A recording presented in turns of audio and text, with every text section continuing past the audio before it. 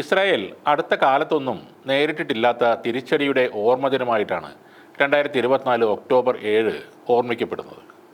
ലോകമെങ്ങും പേരുകേട്ട ഇസ്രായേൽ പ്രതിരോധങ്ങളെ കീറിമുറിച്ചുകൊണ്ട് അന്ന് ഹമാസ് പ്രവർത്തകർ രാജ്യത്തേക്ക് കടന്നുകയറി നടത്തിയ അക്രമങ്ങൾ അന്താരാഷ്ട്ര തലത്തിൽ തന്നെ ഇസ്രായേലിന് വലിയ നാണക്കേട് സൃഷ്ടിക്കുകയും ചെയ്തിരുന്നു. ലോകത്തെ തന്നെ ഏറ്റവും മികച്ച രഹസ്യാന്വേഷണ ഏജൻസി എന്ന് അറിയപ്പെടുന്ന മൊസാദ് പോലും അറിയാതെ ഹമാസ് പ്രവർത്തകർ എങ്ങനെ ഇസ്രായേലിനുള്ളിലേക്ക് കടന്നുകയറി എന്നത് ലോകത്തെ അമ്പരപ്പിച്ചു. അൽ അക്സ ഫ്ലഡ് എന്ന് പേരിട്ട് വിളിച്ച ഈ ആക്രമണത്തിൽ ജെറുസലേം, റാമല്ല തുടങ്ങിയ പല പ്രധാന നഗരങ്ങളിൽ വരെ ഹമാസ് പ്രവർത്തകർ എത്തിയെന്നാണ് ഇസ്രായേൽ സൈന്യം തന്നെ വ്യക്തമാക്കിയത്. ആകാശമാർഗം നൂറുകണക്കിന് റോക്കറ്റുകൾ ഇസ്രായേൽ ലക്ഷ്യമാക്കി കുതിച്ചപ്പോൾ കരയിലൂടെ ഹമാസ് പ്രവർത്തകർ അതിർത്തി കടന്നും ആക്രമണം നടത്തി. തോക്കുകൾ, ഗ്രനേഡുകൾ എന്നീ ആയുധങ്ങളുമായി എത്തിയ സംഘം വലിയ ആക്രമണം തന്നെ ഇസ്രായേൽ നഗരത്തിൽ അഴിച്ചുവിട്ടു. ഹമാസിൻ്റെ ഈ മിന്നർ ആക്രമണത്തിൽ ഇസ്രായേൽ ശരിക്കും പകച്ചു പോവുകയായിരുന്നു. ഈ ആക്രമണത്തോടൊപ്പം നൂറുകണക്കിന് ഇസ്രായേലികളെ ബന്ദികളായി പിടികൂടാനും ഹമാസിന് കഴിഞ്ഞിരുന്നു. ഇവരിൽ ചിലരെയൊക്കെ പിന്നീട് മോചിപ്പിച്ചെങ്കിലും ശേഷിക്കുന്നവരെക്കുറിച്ച് ഇപ്പോഴും കാര്യമായ വിവരങ്ങളൊന്നുമില്ല. ഗാസയിലെ തുരങ്കങ്ങളിലായി ഇവരെ പാർപ്പിച്ചിരിക്കുന്നു എന്നാണ് സൂചനകൾ. ബന്ദിമോചനത്തിനായുള്ള നീക്കങ്ങൾ ശക്തമാക്കണമെന്നാവശ്യപ്പെട്ട് ഇസ്രായേലിൽ ഇപ്പോഴും പ്രതിഷേധം നടക്കുന്നുണ്ട്.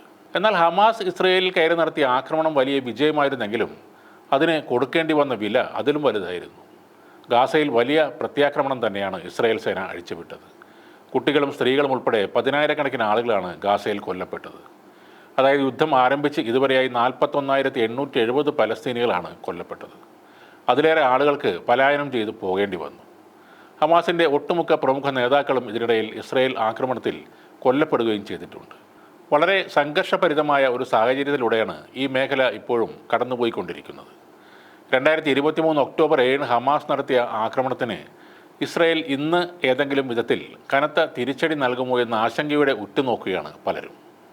ഹമാസ്, ഹിസ്ബുള്ള, ഇറാൻ എന്നിവരോടൊക്കെ ഇപ്പോൾ തുറന്ന ഒരു യുദ്ധമാണ് ഇസ്രായേൽ പ്രഖ്യാപിച്ചിരിക്കുന്നത്. പേജർ ആക്രമണം, ഹിസ്ബുള്ള നേതാവ് ഹസൻ നസ്രള്ളയുടെ വധം എന്നീ സംഭവങ്ങളിലൂടെ ഇസ്രായേൽ വീണ്ടും തങ്ങളുടെ കരുത്ത് തെളിയിച്ചിരിക്കുകയാണ്. എന്നാൽ ഹിസ്ബുള്ളയെ ലക്ഷ്യമിട്ടുകൊണ്ടാണ് ലെബനോണിൽ യുദ്ധം നടന്നതെങ്കിലും നൂറുകണക്കിന് സാധാരണക്കാരാണ് അവിടെ കൊല്ലപ്പെട്ടത്. 2 ലക്ഷത്തോളം ആളുകൾ സിറിയയിലേക്ക് പലായനം ചെയ്യുകയും ചെയ്തു. കഴിഞ്ഞ ദിവസം മുതൽ ഈ മേഖലയിൽ ഇസ്രായേൽ വ്യോമാക്രമണം കൂടുതൽ ശക്തമാക്കുകയും ചെയ്തിട്ടുണ്ട്. ഹമാസ് തങ്ങളെ കടന്നാക്രമിച്ചതിൻ്റെ 1-ാം വാർഷിക ദിനമായ ഇന്ന് ഗാസയിലും ലെബനോണിലും അതിശക്തമായ വ്യോമാക്രമണമാണ് ഇസ്രായേൽ നടത്തുന്നത്.